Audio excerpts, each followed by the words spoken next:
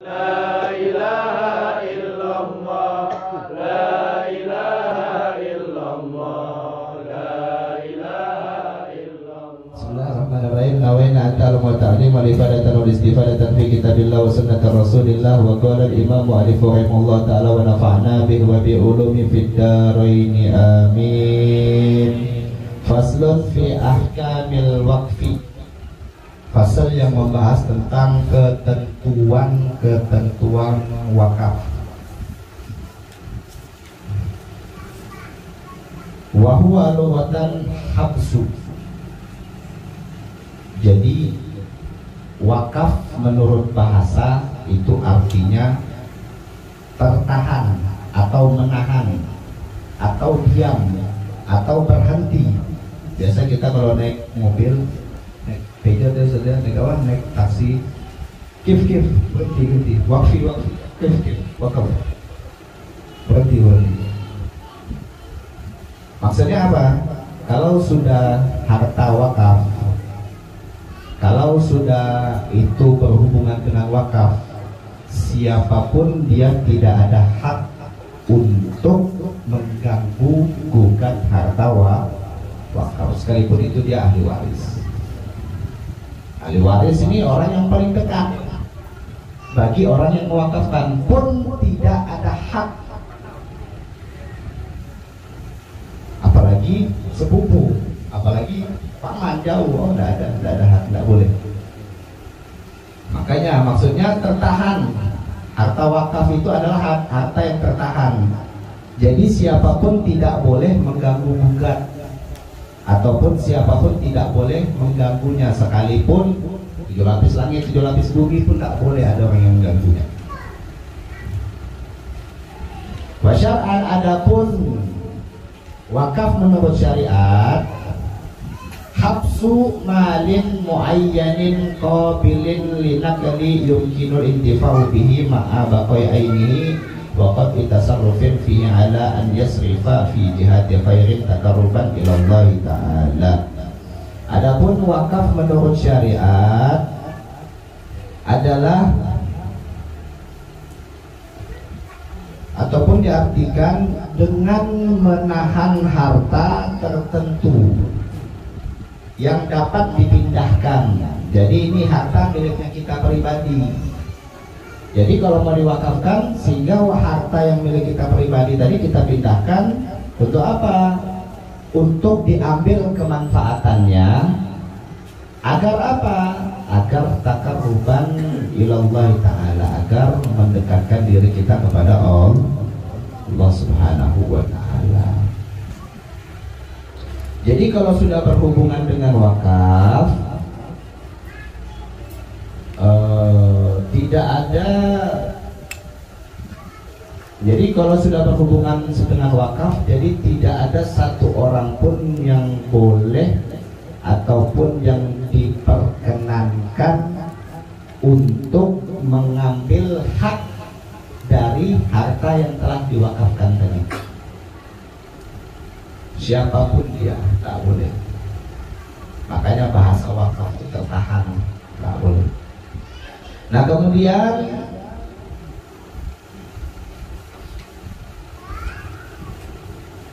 wa syartul waqifi sihhatu ibaratihi wa ahliyatu tabarru'in. Syarat wakaf itu dia harus sihhatul ibarah. Orang yang mewakafkan itu harus sihhatul ibarah. Sihhatul ibarah di sini dia mukallaf di sini adalah dia tidak gila dan juga dia bukan anak kecil. Kalau dia belum balik, tidak boleh mewakafkan harta. Kalau dia gila, tidak boleh mewakafkan harta. Karena kalau sudah dia gila, aku wakafkan. Pada saat dia gila, aku wakafkan hartaku. Jadi hak wakaf. Gitu dia wakas, aku ambil balik. Tidak boleh. Makanya syarat wakaf itu waras. Orang gila tidak boleh mewakafkan. Wa ahli tabarru, dan orang yang menerima wakaf itu dia harus ahli tabarru. Ahli tabarru itu adalah yang bisa diandalkan untuk memanfaatkan harta wakaf tadi. Dalam artian dia paham dan mengerti. Kayak contohnya ahli tabarruk ini bin Muhammad, anaknya Ipar bin Muhammad, anak wakafkan ini majelis untuk ente. Ini anak wakafkan tanah ini untuk ente. Beliau ini ahli tabarruk karena beliau bisa buat proposal. Ini ahli tabarruk. Dia paham, mengerti. Agar ini sebenarnya tidak ada bangunannya, tanah saja. Tolong ini dibuatkan, saya wakafkan, tolong buatkan majelis. Sehingga yang ahli tabarruk tadi memikirkan bagaimana caranya ini tanah bisa membangun majelis. Jadi ahli tabarruk itu orang yang mengemban wakaf tadi. Dia harus ahli tabarruk, dia pintar dan paham. Kemudian wal waqfu jaizun bi thalathati syara'id. Wa fi ba'dil nusakil waqfu jaizun wa lahu thalathatun syurutin ahaduha an yakuna al-mawqufu mimma yuntafa'u bihi ma'a baqai ainihi. Adapun syarat wakaf itu ada 3. Jadi syarat wakaf itu ada 3. Yang pertama hendaknya ayyakuna mauqufun mimma yuntafa'u bihi ma'a baqai aini. Hendaknya harta yang diwakafkan itu bisa diambil kemanfaatannya. Diambil kemanfaatan harta yang diwakafkan. Saya wakafkan pasir untuk masjid. Berapa bahasa pasir? Kubik. Berapa kubik pasirnya? 1 drum. Bisa. Kurang kemanfaatannya. Ada manfaat kecil ya. Bisa lah kalau begitu. Berapa pasir yang diwakafkan? 5 butir, Beb. 5 butir pasir. Bisa diambil kemanfaatannya? Bisa enggak? Mana yang jawab? 5 butir pasir bisa diambil kemanfaatannya apa enggak? Mana bisa. Jadi harta yang diwakafkan harus bisa diambil kemanfaatannya. Dan juga harta tersebut kekal. Dalam artian tidak rusak. Saya wakafkan lauk ini. Lauk itu bisa basi kan? Tidak kekal dia, tidak lama dia. Tidak boleh mewakafkan lauk. Saya wakafkan apa lagi Ustaz? Yang tidak kekal. Saya wakafkan roti. Ya, saya wakafkan roti. Roti rusak, 3-4 hari rusak. Jadi tidak bisa. Jadi memang kalau sudah berhubungan dengan wakaf itu kebiasaan dan kebanyakan dia tanah. Wa yakunu intifa'u mubahan, dan hendaknya syarat ini masih syarat yang pertama. Wa yakunu intifa'u mubahan, hendaknya kemanfaatannya diambil kemanfaatannya dengan sesuatu yang mubah.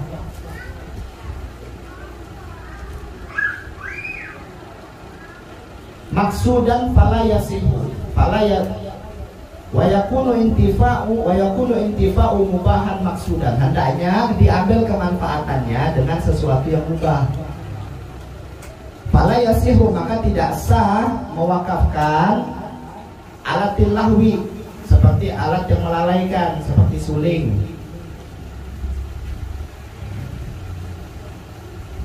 Wala waqfu darahim, maksudnya di sini diambil kemanfaatannya dengan sesuatu yang mubah. Tidak boleh sesuatu yang makruh ataupun apalagi yang haram.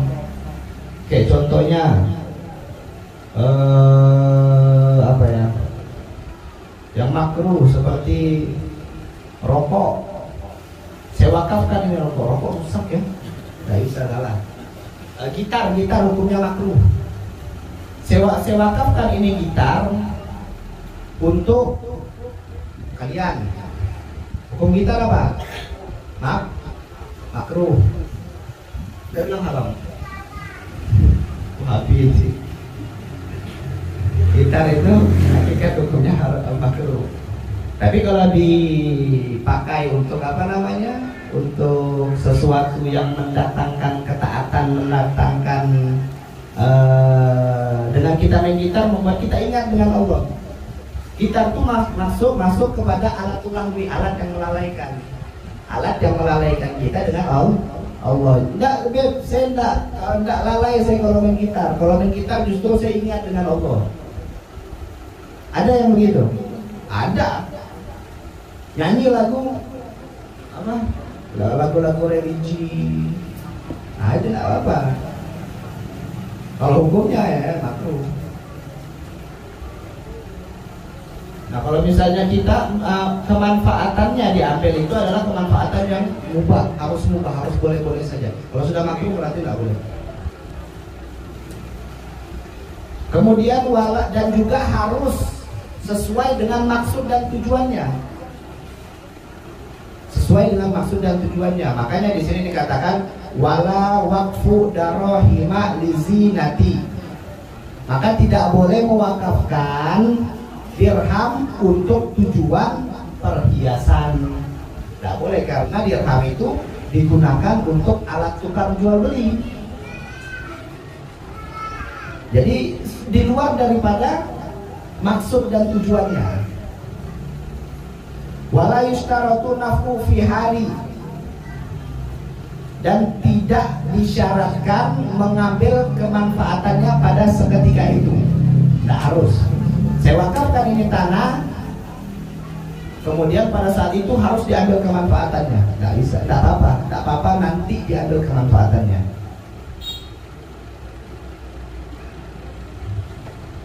Oke, contohnya apa? Wa fayasihu waqfu abdin wa jaishin sagiraini. Maka sah hukumnya mewakafkan budak dan keledai yang masih kecil. Budak yang masih kecil tak bisa diambil kemanfaatannya karena masih kecil.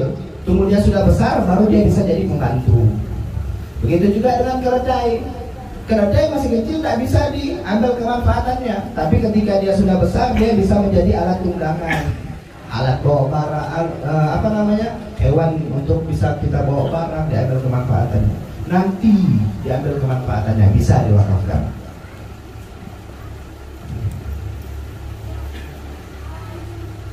Wa amal ladzi la tabqa ainuhu, dan adapun yang tidak kekal bendanya ataupun barang yang akan diwakafkan, kamakumin seperti makanan, wa raihanin dan juga parfum, fala yasihu waqfuhu, maka tidak sah mewakafkannya.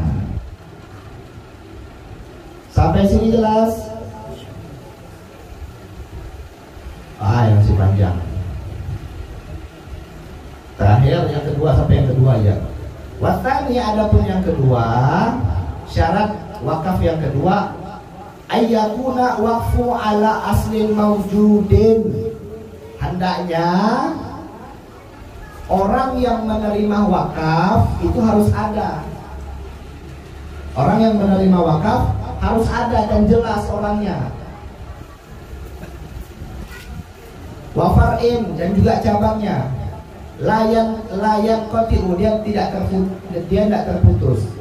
Fakharaja, maksudnya di sini dijelaskan oleh musannif, fakharaja waqfu, maka keluar daripada wakaf ala man sayuladu, atas anak yang akan dilahirkan. Anak yang akan dilahirkan, anaknya belum lahir. Contohnya si Pandi ini belum kawin, belum punya anak. Saya wakafkan peci saya ini untuk anak ente yang akan dilahirkan nanti. Atau si Peri, tutup langsung. Saya wakafkan ini peci saya untuk anaknya Peri. Ya kan deh? Siapa ibu dari anak-anakmu deh? Saya wakafkan ini peci untuk anaknya si dia. Anaknya belum lahir lagi. Maka itu disebut fayusama, maka itu disebut sebagai munqati awal, terputus yang pertama. Karena anak yang pertamanya tidak ada. Dia bahasanya begini, saya wakafkan ini peci untuk anak ente dan orang miskin. Saya wakafkan ini peci saya untuk anak ente dan orang miskin. Maka itu dinamakan terputus dari pertama, karena yang pertama si anaknya belum ada. Walaupun si fakirnya ada, orang fakirnya ada, maka itu tidak sah. Kemudian fa'in lam yakul tsummal fuqara, apabila dia tidak mengatakan tsummal fuqara, saya wakafkan ini peci saya kepada anak ente saja, dia tidak katakan kepada fuqara. Fuqaranya ada, saya wakafkan peci saya ini untuk anak ente dan fuqara pertama. Maka karena anaknya belum ada, sehingga itu dinamakan terputus yang pertama itu, yang anak itu yang belum ada itu. Fuqaranya ada, tapi tetap nggak boleh, harus ada penyambung antara anak dan fuqara. Dari saya harus ada anaknya harus ada ke fuqaranya. Kalau misalnya dari saya ke anak-anaknya aja tidak ada, maka itu terputus di anak tadi. Kemudian kalau saya katakan saya wakafkan peci saya ini untuk anak tadi, anak yang belum dilahirkan, maka itu terputus yang pertama dan yang kedua dan yang terakhir. Kemudian dikatakan di sini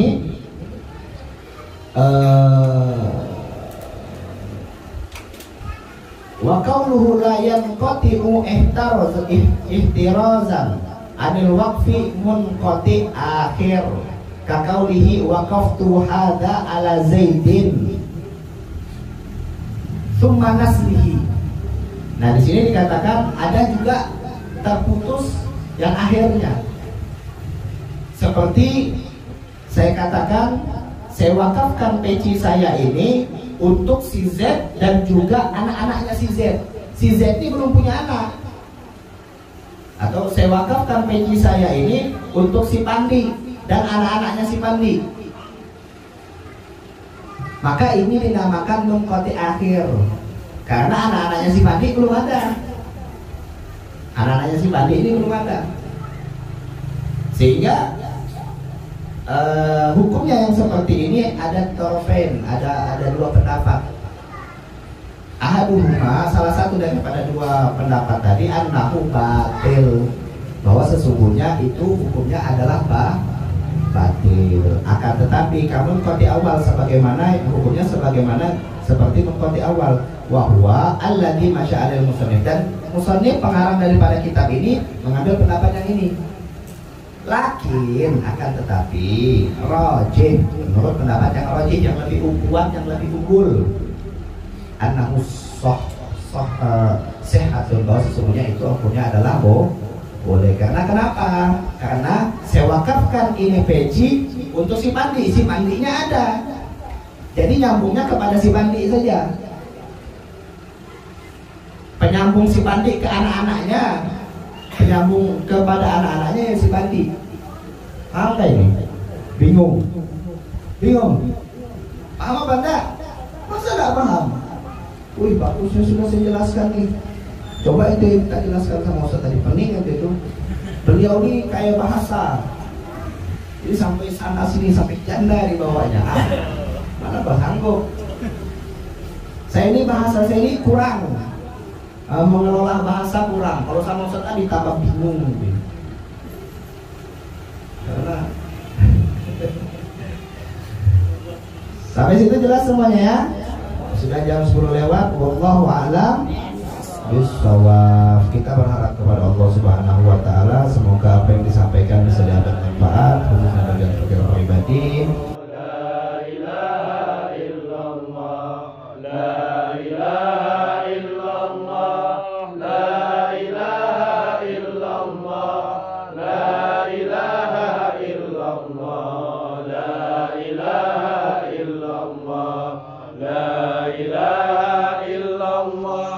La ilaha